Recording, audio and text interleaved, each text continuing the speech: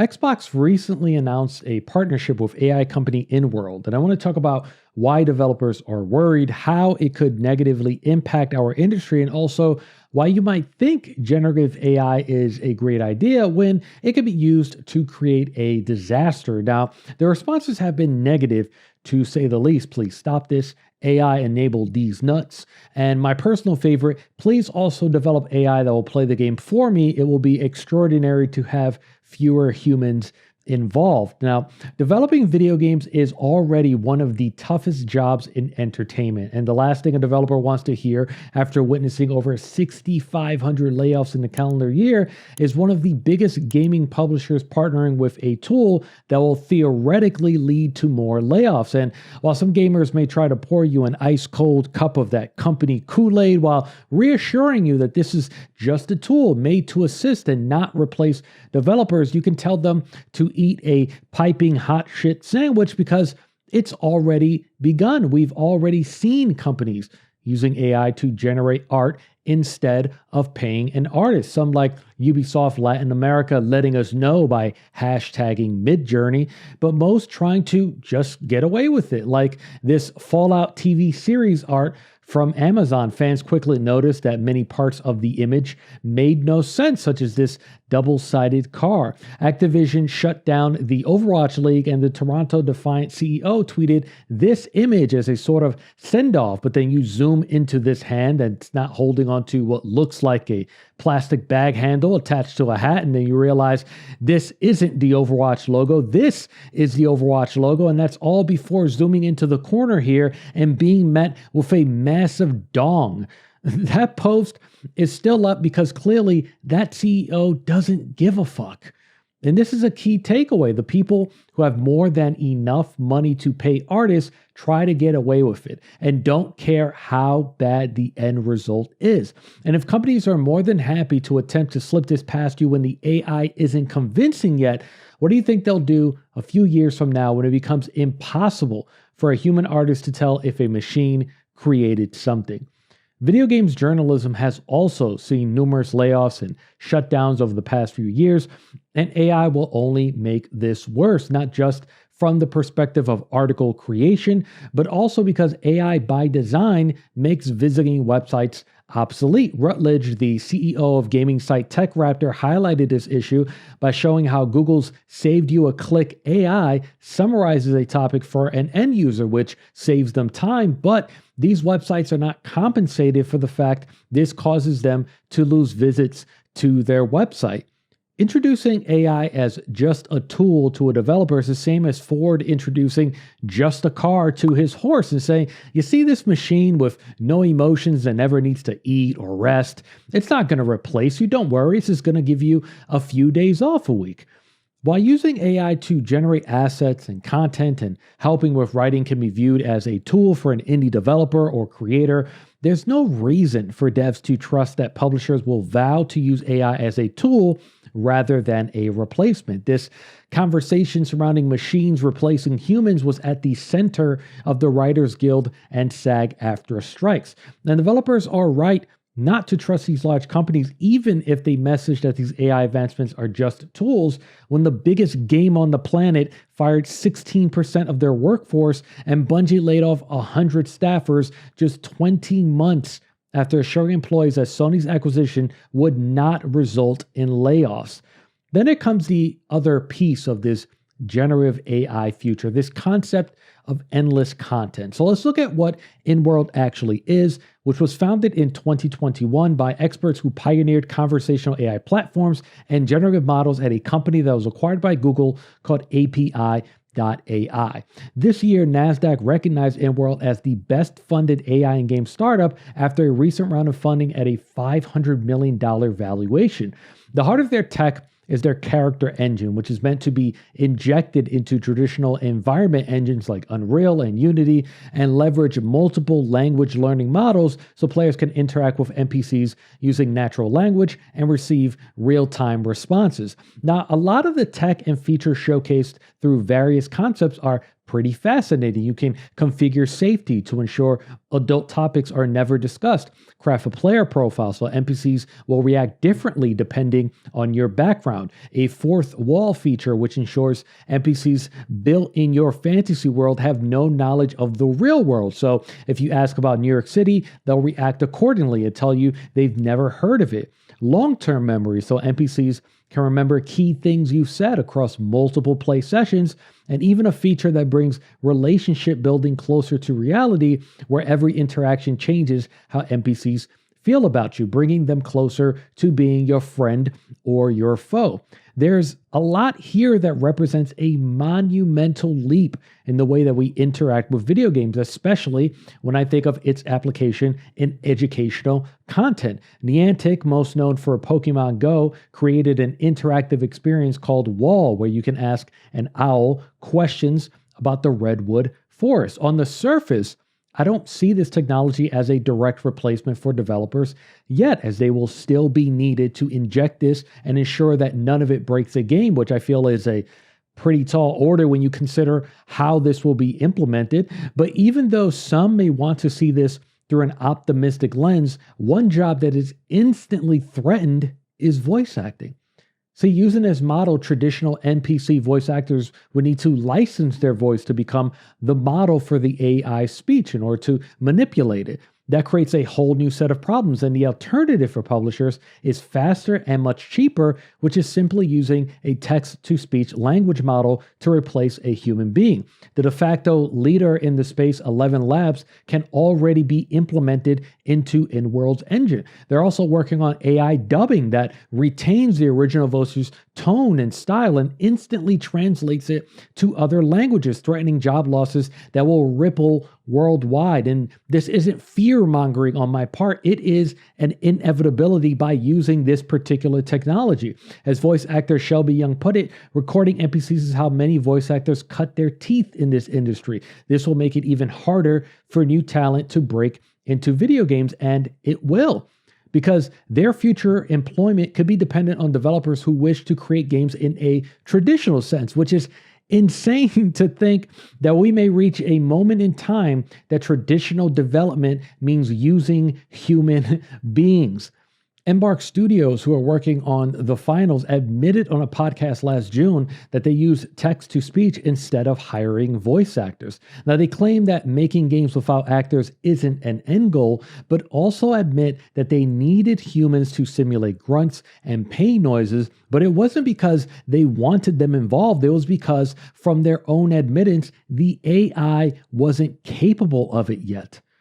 People who believe that AI advancements will never lead to publishers finding new ways to replace human employees with machines are misinformed at best and delusional at worst, because major publishers have already shown us that they regularly regard employees as disposable. When Bungie laid off employees just a few weeks ago, many found out because they were locked out of their accounts and email.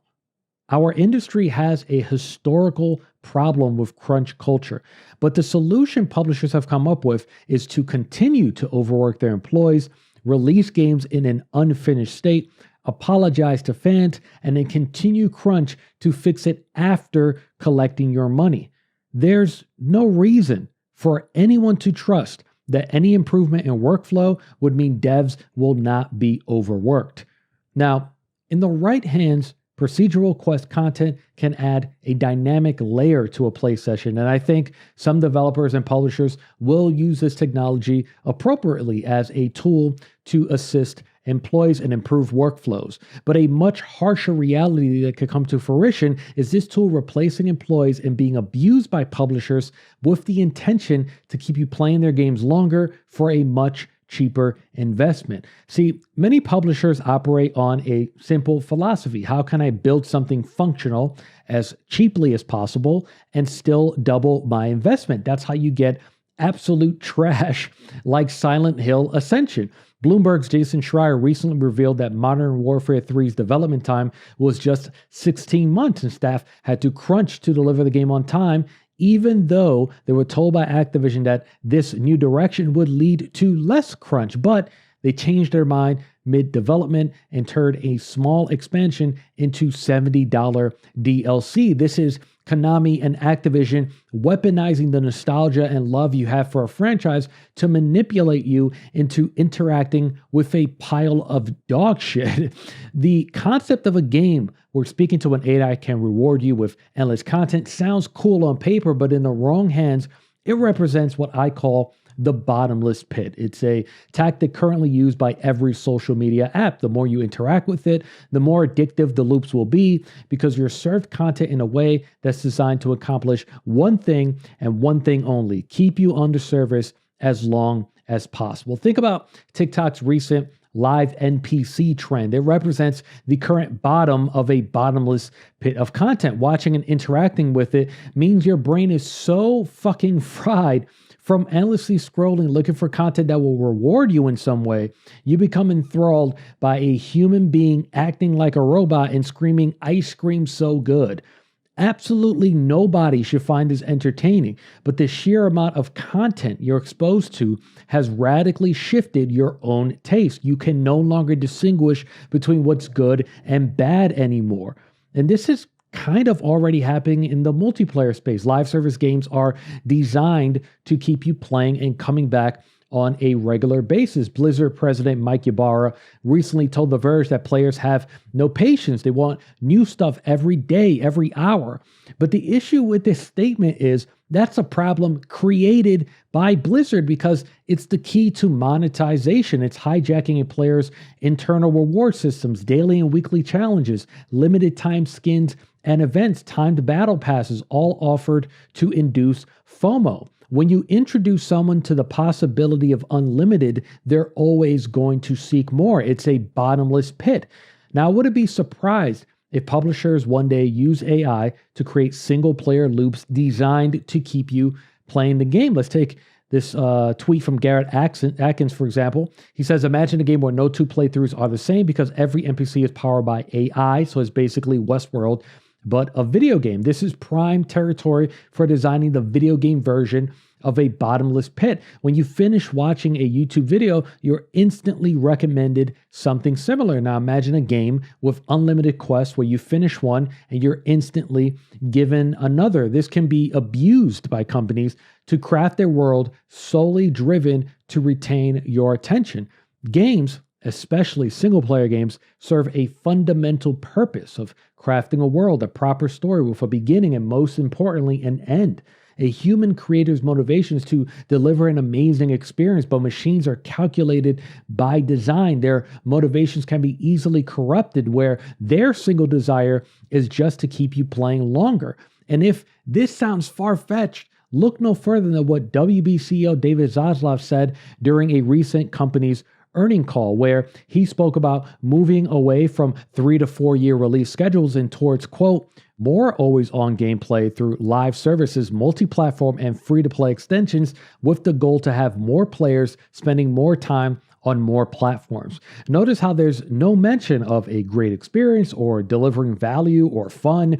It's all about how can I get you to stay on my game longer to increase the chances that I can get you to buy something. And I can go on for hours about the irreversible damage we can do to a generation that will turn to machines before humans for comfort and conversation, because it will absolutely happen within the next decade. Building a relationship with Andreja over a real human woman because her mind is designed to react to your desires and nurture your dependencies without ever asking for reciprocation. Many will make that choice, such as this 36-year-old mother of two who married her artificial intelligence. The reason why healthy discourse on social media is hard to come by nowadays is because algorithms create safe bubbles for people where their ideas are never challenged and their views are only reinforced. NPCs in games will represent an even smaller bubble where the same could happen at a much more personal scale. And I know that many may think that I'm going too far, maybe a bit crazy with this, but we are approaching a future where we as consumers will have to choose between an artistic expression created by humans or created by machines. That's just a fact. So where do we go from here? First of all, listen to actual developers, writers, and artists whose livelihood is threatened when they speak up and share their concerns. Not only are they responsible for this amazing year of games we as fans can't stop raving about, they're also the ones whose jobs have been eliminated this year as a result of poor leadership. There is zero reason why you should trust corporations more than the people who actually build these experiences. Another thing is this will all be a process. It will be a game of inches, but it will be up to consumers to ensure companies never get their hands on a mile. This isn't going to happen overnight, but look at it the same way you can look at microtransactions. Kotaku recently ran this article titled, "How the hell did we let $20 skins become a thing?" And the key word is "we let," because companies can change the rules of the game at any point in time, but consumers are the ones who can choose not to play their game. The same way media and fans were loudly vocal at even the word NFT being used by publishers, you need to be the same at even the slightest whiff of a video game having parts of it built by machines. And I see many already saying, well, the finals is fun, so what? If they replaced a few voice actors with AI, that's not a big deal. But this is like the Oblivion horse armor of AI. It starts small, but what was $250 in 2006 is now included in a $65 bundle. Companies are not going to try and convince their staff that AI is great. They're going to try to convince you. The finals audio designers claimed they use AI because it meant they can have a voiceover in hours instead of months. But this is just a straight up lie. Take-Two CEO Strauss Zelnick says you can imagine all NPCs becoming really interesting and fun. They're going to tell you AI is going to save time, which means more frequent releases. And as I said earlier, AI as a tool is something that should be embraced, but we must ensure it remains just that, a tool. We as consumers, fans, creators, and journalists have to be the ones to push back when we discover that the passionate men and women that deliver our favorite experiences are being replaced by ones and zeros. You can't claim to be a fan of this industry and then shrug off the employment redundancies that generative AI can introduce.